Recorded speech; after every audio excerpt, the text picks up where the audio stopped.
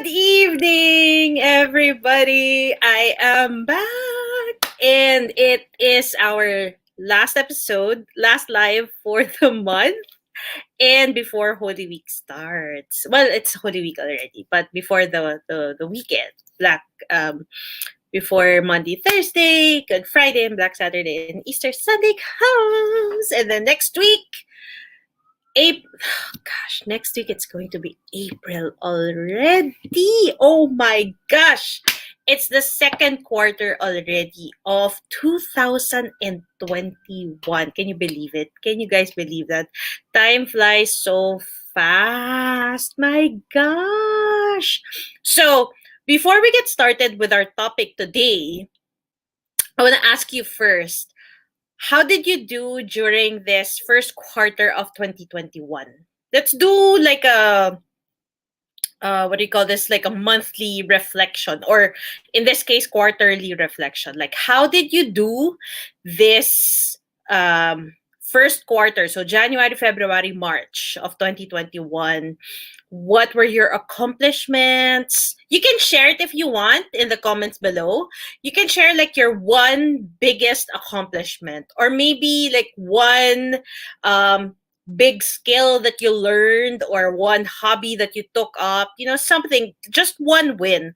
I'd love for you to share it with us. And then, hello, Ada. Ada is joining us from Spain. O, diba? Sobrang international tayo. So I'm here in UAE.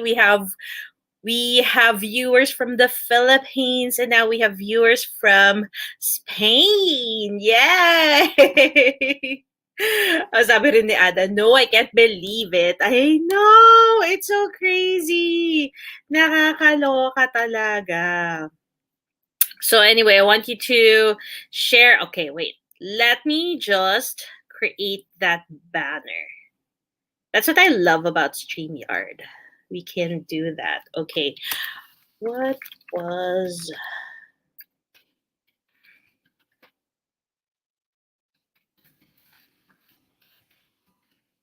This is something, I think I'm going to do this every quarter.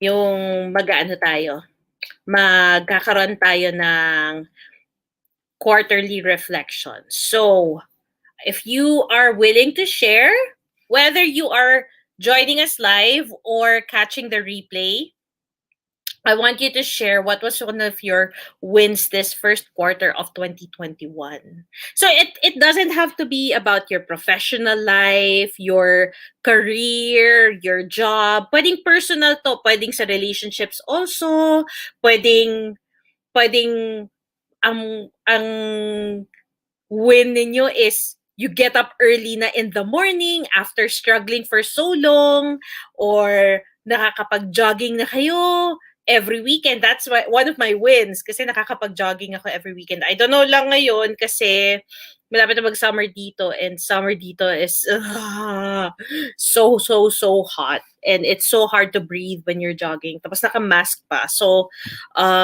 we'll see what's going to happen. Baka dito na lang ako sa bahay. Mag-jogging in place ako. Pwede ba yun? Anyway.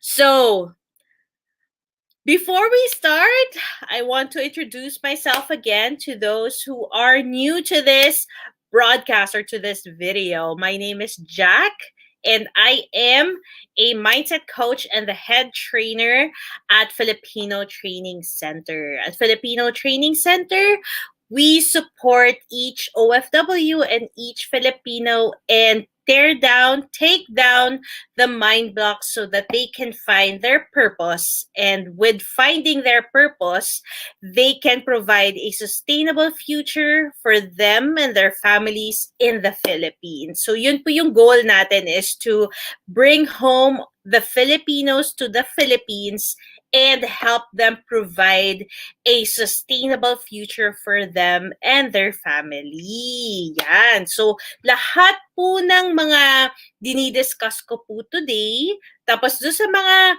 YouTube videos natin, sa mga live videos natin, it's all about helping you prepare your mindset also. Hopefully, we can shift it from fixed to growth, from employee to entrepreneurial, and help you decide whether you want to start a business, go freelance, and what are the next steps that you need to take to make that a reality. Yay! Okay, so bukod po dito, you can find us on Facebook. You can also find us on Instagram. And you can watch us on YouTube if you are not yet watching from YouTube. So, bukod po dito sa live, meron din po tayong mga weekly videos that we post or upload on the channel. And then, I talk about this all the time. I am also on Clubhouse. So, if you are on Clubhouse, you can find me there. Follow me. Mas maganda po din sana if you can follow me on Instagram and DM me, or kahit dito po sa YouTube, just leave a comment below that you're on Clubhouse and that you excuse me, sorry, and that you have followed me on Clubhouse. And then you can also, if you're on Facebook, you can also PM me on Facebook. Okay, so meron pa pala akong hindi nagagawa.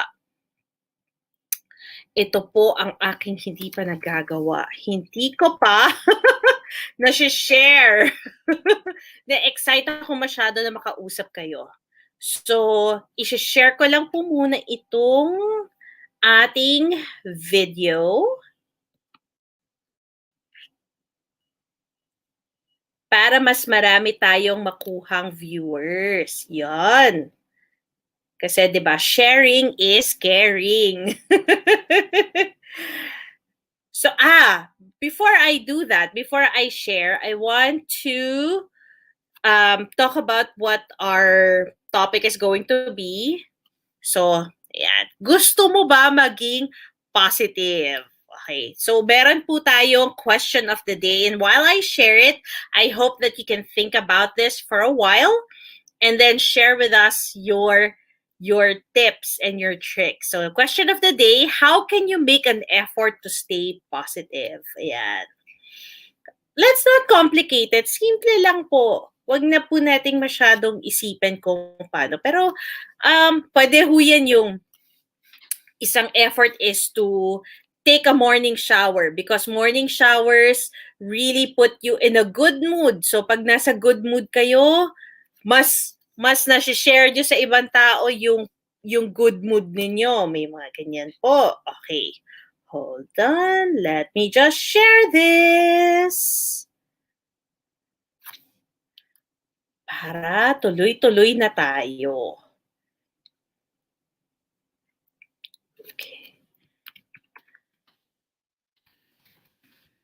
Okay.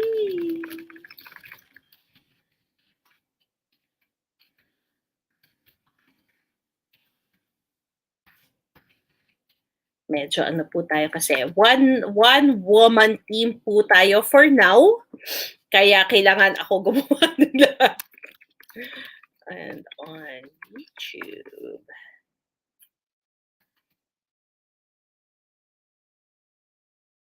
Alam niyo naman. Pero meron po akong i-share today. Sasabihin ko po kasi sana mga babae ganyan po talaga. We try to do everything. We're good at multitasking. Pero may i-share po ako later na kailangan malaman natin mga kababaihan.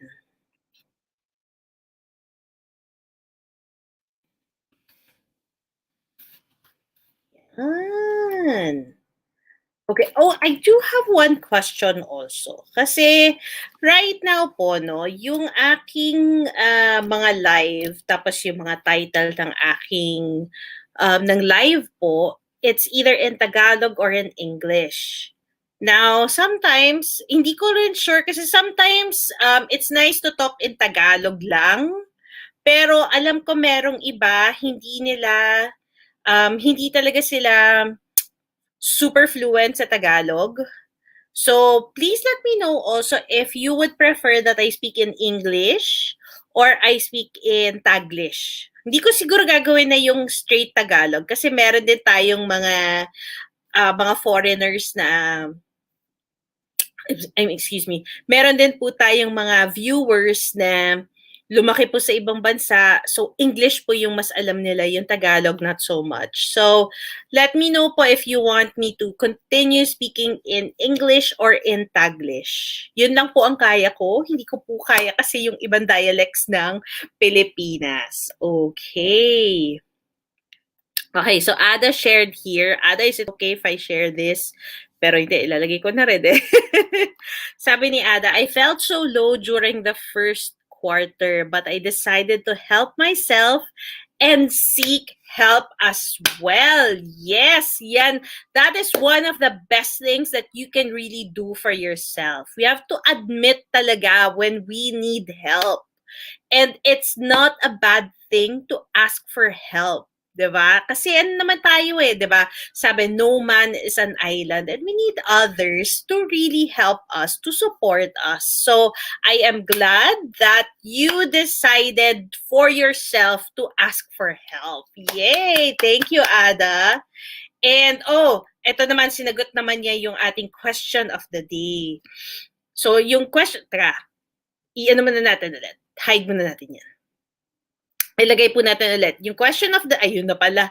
Yung question of the day po natin is, how can you make an effort to stay positive? So, ang sabi niya, I avoid spending too much time reading and watching the news. Totoo yan, Hada. Ako rin. Sa totoo lang, hindi na talaga ako nanonood ng news.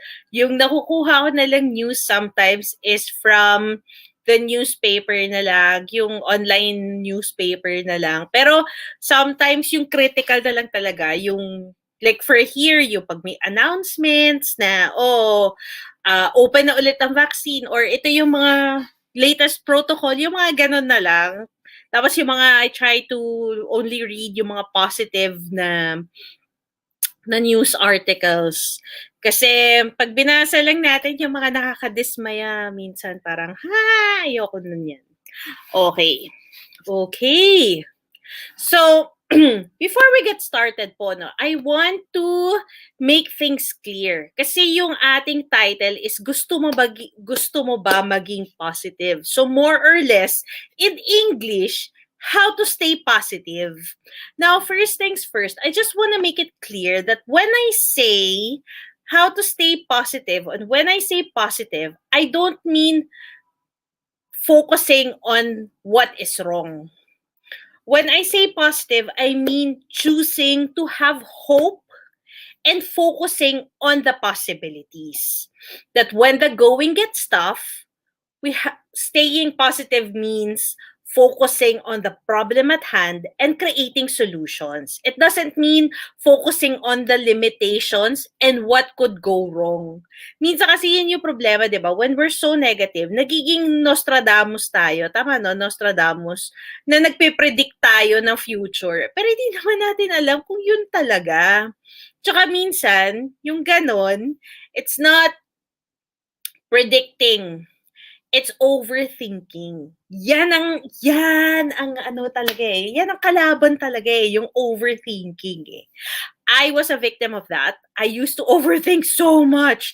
Lagi ko I tell myself when I'm overthinking, no, I'm just preparing for the worst and all. Well, there's preparing for the worst and there's overthinking. There's still two different things. So I just want to make it clear that tonight what we are referring to when we say positive is choosing to have hope despite all the troubles, despite all the negativity, parang naging tongue twister, no? Despite the negativity, despite the limitations, and just focusing on the possibilities. You know, yan po yung ginawa ko last year during the pandemic. Talagang kasi 'di ba, lalo na nung nag-start yung lockdown and we were so uncertain about what's gonna happen na parang we're so overwhelmed with everything around us, with the prices rising, tapos nagkakaubusan ng gamit, ng mga essentials, na natakot din tayo. Natakot din ako. Tapos, naging rin po ako, naging na nag-focus din ako doon sa negative. Nangyari din po talaga sa akin to, nag-focus tayo sa negative. But then I realized, okay, wala na tayong magagawa dito sa problema eh. We just have to learn how to live with it. And you know, we have limitations also. But with those limitations, I allowed myself to be creative. And I allowed myself to think of creative answers or creative solutions. Sometimes, pumapalya, but that's okay because I chose to stay positive. I chose to look at them dun sa failure as lessons to be learned. So, ganyan po yung pagiging positive. Now, when something bad happens to you, you turn it around and you make it positive. You make it you think of it as a lesson. Yan. Okay. So, meron tayong mga ibang comments pa po. Hello, Jeron. O, di ba? International tayo because Jeron is in France. Hello. So, ang sagot naman po niya sa ating question of the day, flash lang po ulit natin. How can you make an effort to stay positive? So, sabi niya ito, to stay positive, I list down everything I am grateful for, and it helps me to focus on what's good in me and around me. Yes, I wholeheartedly agree, Jerome. This one is something that we keep forgetting to do, including me. There are times na sobrang ng daming nangyaring mali during the day that at the end of the day, I just want to sleep. I just want to get this over with. But you know, at the end of the day, when you focus on the good things that still happen during the day, you know, nagbabago eh. Nagbabago yung ating aura, nagbabago yung ating pananaw. Kaya yun po yung isang dapat na lagi nating ginagawa na kahit napakahirap, kasi minsan kahit naman may malista ka lang na isa, okay na rin yun. Although, pag may nalista kang isa, nagbabaloon na yan eh. Na, tama ba yun? O, nagmumultiply na. Bigla may isip ka na, ay, ito pa rin pala. Ay, ito pa. So, di ba? Dumadami na. Yan. Thank you, Jeron. Tapos may sinabi pa siya. Feeling ko nasa bucket list dapat siya ng bawat millennial. I started therapy last year, so na-check ko na yan sa bucket list ko. What was this about? What are you referring to, Jeron? Yung asking for help? Kasi totoo yan. I think I was actually as you all know, I'm very active in Clubhouse. So I was in a room earlier talking about managing our minds during the pandemic. And then one of the sharers said na we really need to remove the stigma out of talking about mental health and asking for help. Kasi feeling, I don't know, parang, di ba, ganun yung tinuturo sa atin na parang hindi, kayanin mo yan, kayanin mo yung problema mo. But we're not built naman that way always. Kaya may support system tayo, kaya nga tayo may mga friends, may families tayo because they're there to help us. And I hope, one of the things that I shared that helped in the room though, that really helped me cope during the pandemic, especially last year, was that I found my tribe. Yun yung sabi nila eh. Sabi ko lang, I had this group of girls, group of women who I can talk to about anything and they won't judge me. They will try to do their best to understand me and they will pray for me pa. So yun yung gustong-gusto ko. And that's something that really a lot of people should have. Okay, sige. Medyo maano na tayo.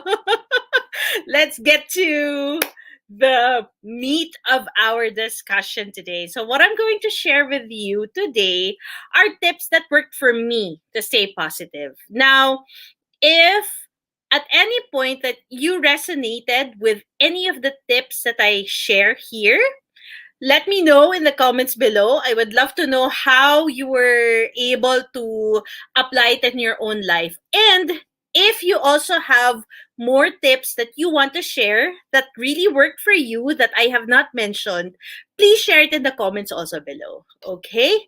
All right. So the tips that I'm going to share with you, some are common. Actually, it was already mentioned earlier, though. And some are most likely going to be unexpected for you. Okay? Are you ready? Okay. So number one, this one. Okay, sabihin ko na nga lang muna bago ko explain. Okay, number one is to set weekly and daily goals. Okay, so this one actually, this happened to me really recently. Meron akong pinupuntahan every Monday na room sa Clubhouse ulit. O, di ba? Clubhouse talaga eh. Anyway, sa Clubhouse where we set goals. Tapos, yung mga nasa audience, they go up stage to share what their weekly goals are. So, ako may nakalista na. Sabi ko, ito yung goals ko for this week. So, I had 4. I had 5 actually. I had 5. Tapos, edi nagsasabi na ako, ganyan. So, nagsabi na ako ng 2. Tapos sabi ko, and one more. And then, the moderator stopped me. She said, okay, stop. Sabi niya, as women, kasi puro babae doon eh. It was a women's group. So, sabi niya, as women kasi, we are so used to setting so many goals. And sometimes we set so many big goals because we can. Kasi ang problema, since we have so many goals that we want to accomplish, sometimes daily, it adds so much stress to us. Kasi it's impossible to finish all of it. Like there are days na, wow, nagagawa mo lahat. Like you have 5 goals and there are some na talagang mahirap, pero nagagawa mo. But it doesn't happen every day. So what we really need to do is to just focus on 1 or 2. Especially kung sa, let's say, daily.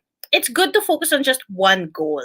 And then for the weekly, kahit 1 to 3. Although, stinap nga ako, 2 lang. Kasi as women, no, we're so used to multitasking. Parang sinabi ko yan kanina. So we're so used to multitasking na hindi natin alam na stress na pala tayo. Kasi we're so focused na, shocks, hindi ko nagawa tong goal na to. I'm such a failure. So, di ba, ayun na kagad.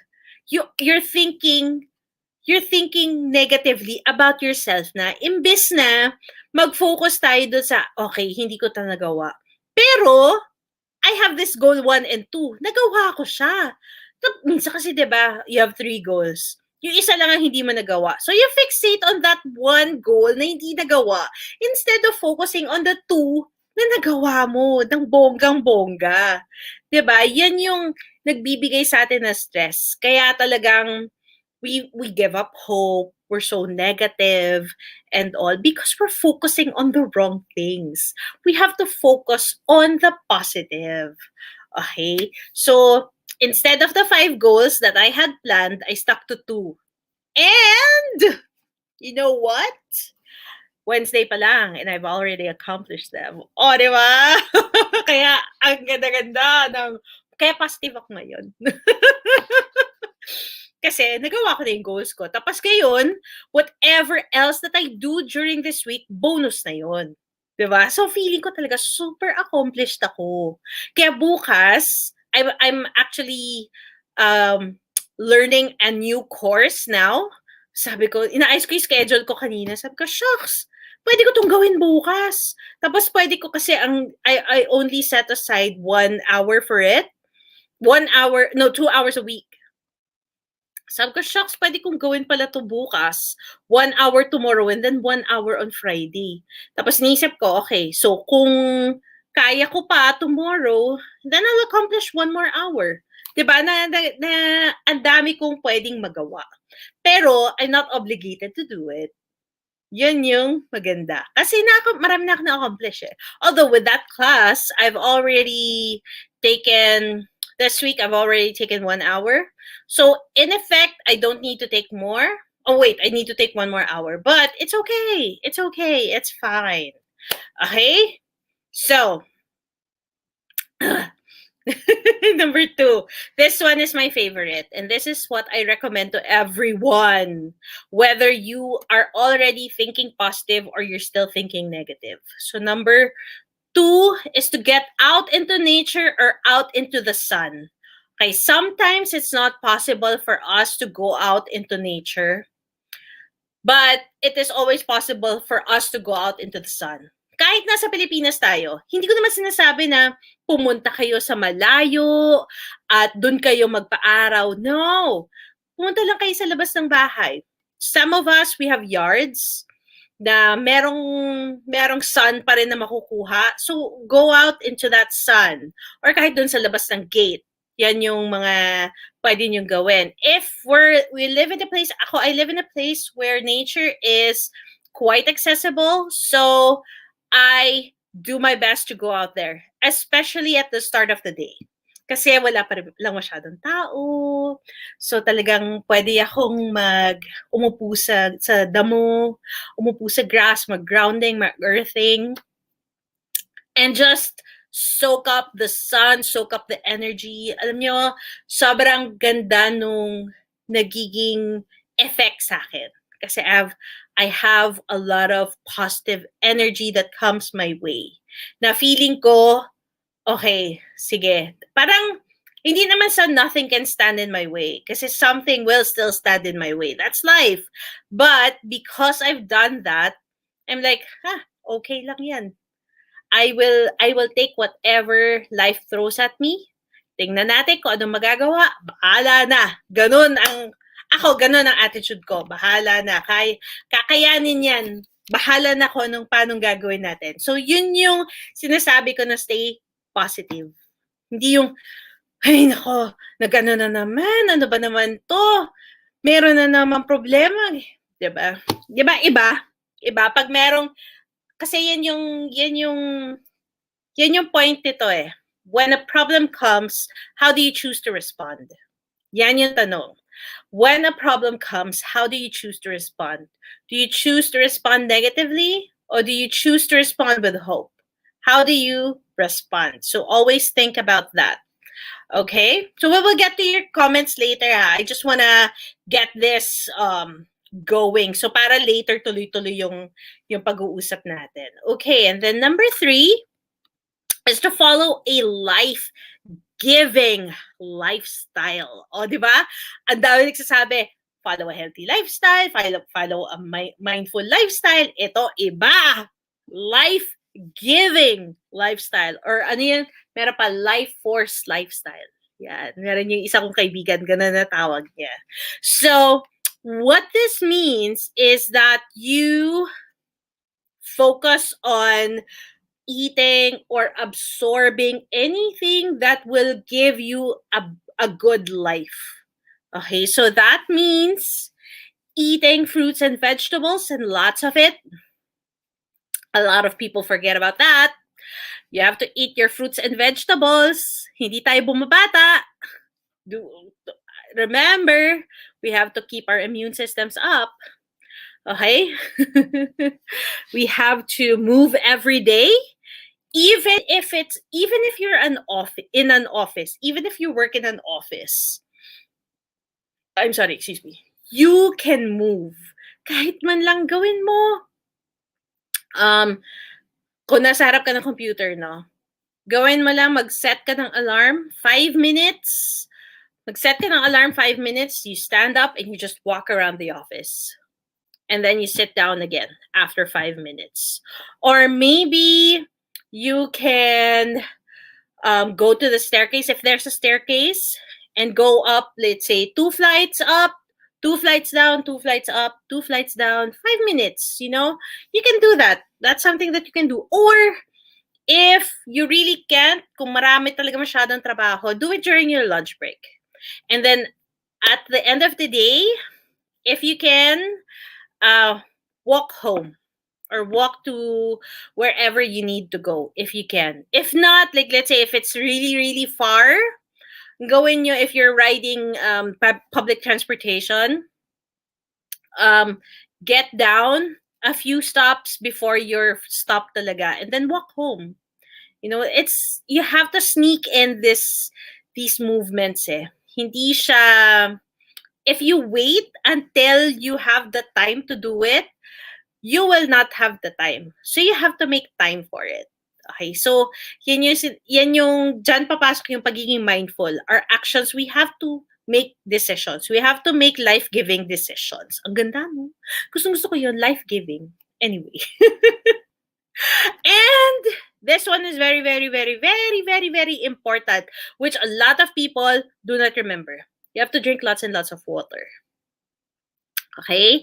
We have to drink at least 2 liters a day. Wag yung first thing in the morning, coffee agad or soda agad. Wag ganon. Pagising mo pa lang sa umaga, magkaroon na kayo ng bottle ng, like for me this one. I have this one already. Sorry, medyo sira-sira na siya. But it still works. So, this is about 570 ml. So, sa gabi, bago ko matulog, pinupuno ko na siya ng water. Para pagising ko the next morning, inom na ako kagad. May inom ko na siya kagad. And then, this is easy kasi dahil alam ko na kung gaano kalaki to, gaano karami yung tubig. So, I just time it. I just make sure that I refill this 3 more times during the day and then finish all of it. At least I have at least 2 liters already of water. I've already drank at least 2 liters of water. Or sometimes what you can do is there's an app which lets you track your water intake. Merong notification siya na, it's time to drink water, mga ganyan. Okay? So you have to, alam niyo ako, dati nung bata ako, I had great memory. So all of the notification, all of the things that I need to remember, I remember. Pero syempre, pag tumatanda ka na, minsan marami nang laman yung utak mo or sometimes you don't want to think anymore. So, you can't rely on your mind anymore to remind you of what you need to do. So, that's why my phone has a lot of notifications. Nandiyan na kaya this one, I love this one. I love my smartwatch because it always reminds me, you need to move na. Kahit maglakad-lakad ka lang, you need to stand. You need to breathe. You need to drink water. Mga ganyan. It helps. It really, really helps. Kasi especially pagka tuloy-tuloy na yung trabaho. Okay? And then, number 4, this is actually what Jerome mentioned earlier. It's no matter what, find something to be grateful for each day. So write them all down. Whatever you can remember. You don't have to list down 50 that you are grateful for. Although that would be great, but even if you think of 3 to 5 each day, that's more than enough already. And then, this one is connected to that though. I urge you also to find something that will make you smile or laugh every day. Even if it's just watching your favorite show, like watching an episode, o kaya looking for a video on YouTube na joke, para lang matawa ka lang. Or if you live with your spouse, maglandian kayo, pakiliti ka sa kanya. That's so cute anyway. Or, maybe you have kids, just play with them. Just find something to make you smile every day. Okay? And then, the last one, this one is the most beneficial for me to staying positive all the time. And this one is I pray to the Holy Spirit. I pray to the Holy Spirit to give me confidence, to give me courage, to give me gratitude, give me patience, para talagang hindi ako ma-overwhelm, para hindi ako mag-focus dun sa negativity. Okay. Tapos meron akong ituturo lang. Hindi, mamaya na lang. Basa muna tayo ng comments. So, if you resonated with any of the tips that I shared, or maybe you have your own, please leave a comment below. Whether you are watching live or you are watching the replay. Okay, so Ayan, sabi ni Ada, sounds like me before. Dami ko gusto. Then I end up focusing on the things I didn't finish. But I've stopped doing this because it is energy draining. Yes, that's so true. Ako rin nun parang, hindi ko nagawa to. Meron gagawin, kakamustahin ako. Nangyari, ganun nga na meron akong hindi na-accomplish, ganyan. Alam mo yun, I end up saying na, okay lang. Hindi ko kasi nagawa yung ganito ganyan, ganyan. Parang, ngayon nare-realize ko, ngayon naiisip ko, parang, may gawa ka naman maganda nun. Bakit di ka nag-fixate dun? Tsaka ito yung hindi ko rin gusto, no? There's one more tip actually na hindi ko nasama dito, is to always surround yourself with people who also think positive or who make an effort to stay positive. Kasi minsan yun yung napansin ko like with the people before, ang pag magkikita kami, tatanungin ako, kamusta ka na? Ganyan-ganyan.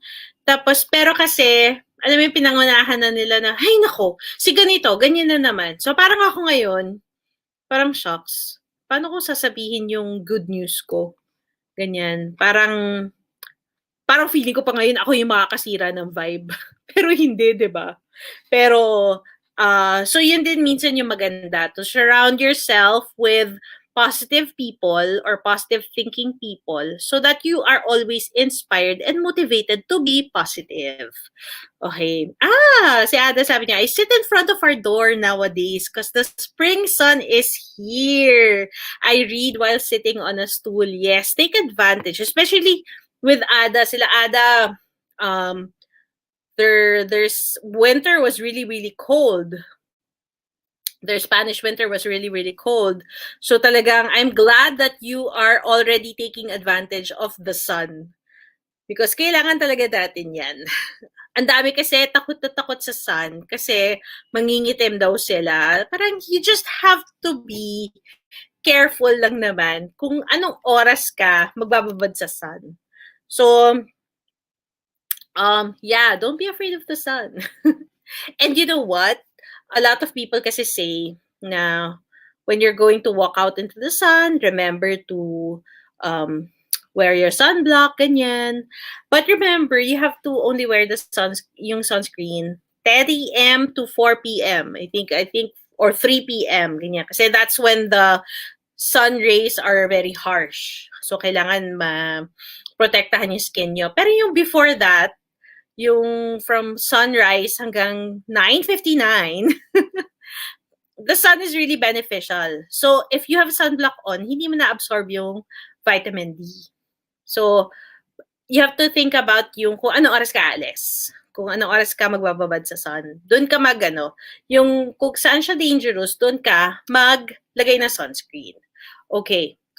Jerome said, I highly recommend Victor Anastasio for laughs. Kami ng husband niya si Jeremy, mahilig sa siksik time pa. Oh! Yes! Ano ba to? After hours naman yata tayo. No kids naman tayo, no kids. Pero that's true!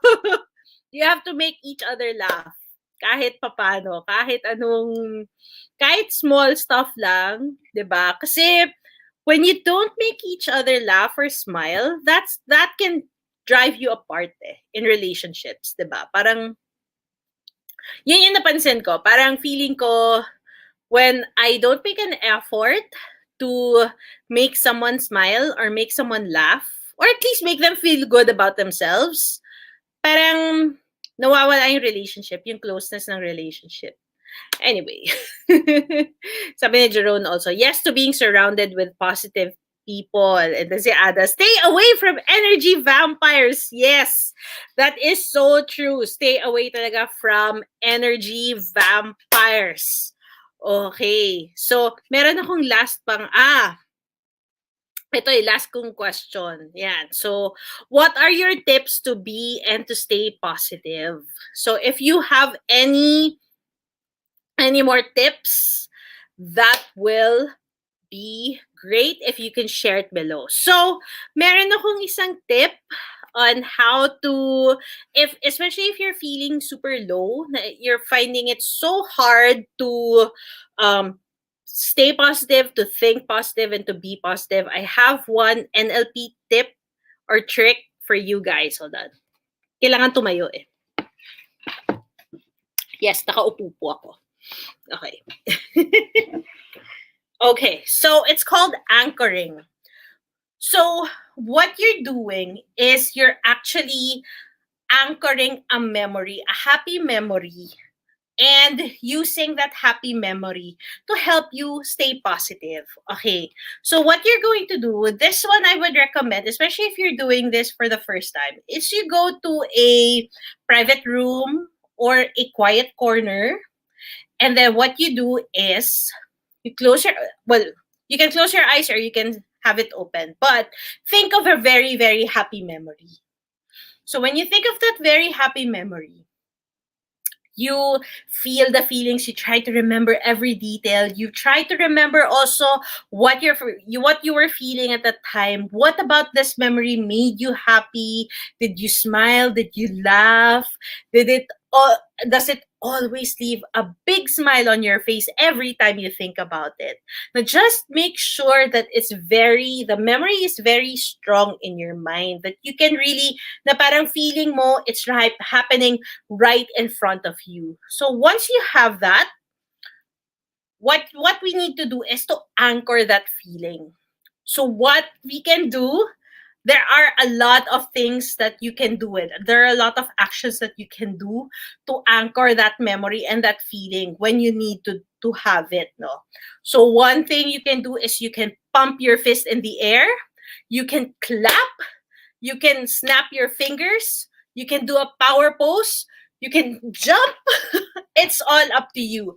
But I would recommend that you shout it out loud. No? Parang once you have that memory, you'll be like, yes! That's how you anchor it. So that, kasi after nun, ngayon, sobrang wow! Ganun yung feeling ko ngayon eh. So I hope that you can do that every time you are feeling negative or you are feeling down, overwhelmed, and you just need to be positive. Think of that, anchor it.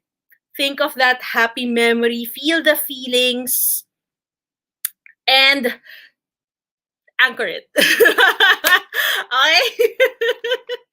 Okay. So, sabi si Ada, anchoring to create a Patronus charm. Yes, Harry Potter. Sino dito yung mga Harry Potter, mga Potterheads dito? Anyway. So, yes. Yan po yung ating talk today. Ang ating discussion.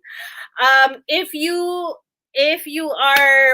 would like to check out the other videos, other discussions that we've had, you can go to our Facebook page at Filipino Training Center FZLLC. You can find me on Instagram at Jacabergas MVPP. You can also go to our YouTube channel if you haven't found our YouTube channel yet. Be sure to like, to follow, to subscribe to our channels so that you are always notified whenever we have any new posts. And you can also find me on Clubhouse if you are on Clubhouse. We have a club there, Focus Your Purpose, and we will be talking about different topics all about tearing down your mind blocks, finding your purpose, shifting mindsets, changing careers. And we will be creating a Facebook group soon. There are some people who are looking for Facebook groups, and we will have that community over there soon. And if you would like to talk more about this, or start your own business but don't know where to start, or shift to another career, but you would like to check first and see how we can help you, you can also schedule your free 30-minute consult at filipino-training-center.appointlet.com, or you can email us at filipino training center fcllc@gmail.com, Or you can get in touch with us via private message on Instagram or Facebook. Okay. So that is it for tonight. Thank you so much for joining us. Next week we will have another we will be discussing another topic next Wednesday at 6:30 p.m. UAE time. If you have any topics in mind that you would like for us to discuss regarding mindset shift, career change, starting a business, entrepreneurship, um, tearing down mind blocks, please let me know. And I would be happy to talk about it. Okay. Thank you so much. Good night. And I will see you soon. Bye, guys.